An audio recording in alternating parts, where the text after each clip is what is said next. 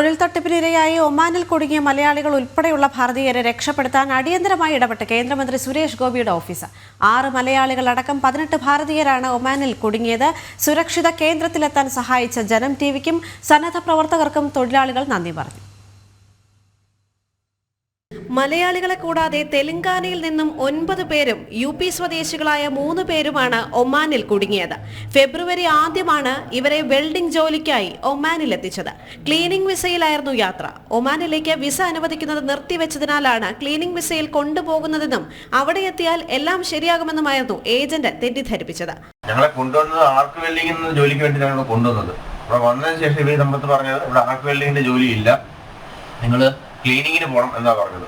നിർബന്ധിച്ചു. നമ്മുടെ വിസയിലും ക്ലീനിങ്ങിന് അടിച്ചത് നമ്മൾ അറിയത്തില്ലായിരുന്നു. നമ്മളത് ആദ്യമേ ഏജന്റിനോട് ചോദിച്ചപ്പം അവർ പറഞ്ഞത് പെട്ടെന്ന് വിസ കിട്ടാൻ വേണ്ടി അങ്ങനെ അടിച്ചതാണ്, നിങ്ങളുടെ ജോലി അതല്ലാതെ പറഞ്ഞ് ഓഫർ ലെറ്ററിൽ നമുക്ക് തന്നത് വെൽഡറുടെ ഇതാണ് തന്നത്, ആർക്ക് വെൽഡിങ്ങിന്റെ ആണ് ഓഫർ ലെറ്റർ തന്നത്. പക്ഷെ ഇവിടെ വന്നതിന് ശേഷം ഇവർ നമ്മളത് പറഞ്ഞ ക്ലീനിങ്ങിന് ഇറങ്ങണമെന്ന്.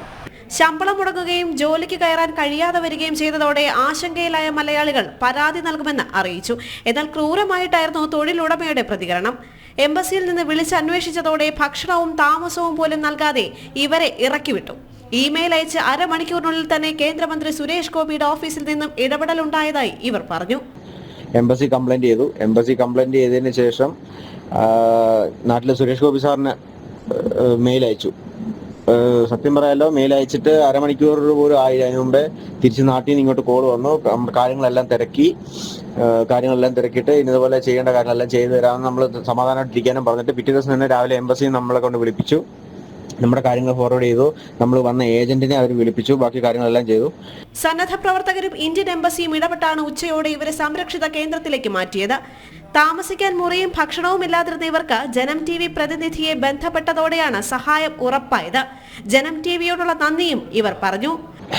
വിളിച്ചു പറഞ്ഞു. അവിടുന്ന് ജനം TVയുടെ റിപ്പോർട്ടറായിട്ടുള്ളൊരു ചേട്ടൻ മുഖാന്തരം ഇവിടുത്തെ സോഷ്യൽ വർക്കർമാരും ബാക്കി 1-2 സംഘടനാ ആളുകളും വന്ന് നമ്മളെ കാണുകയും നമുക്കുള്ള ആഹാരം വാങ്ങിച്ചു തരികയും സുരക്ഷിതമായിട്ട് ഇപ്പം 2 സ്ഥലങ്ങളിലെത്തി 18 പേരെ അക്കോമഡേറ്റ് ചെയ്തിട്ടുണ്ട്.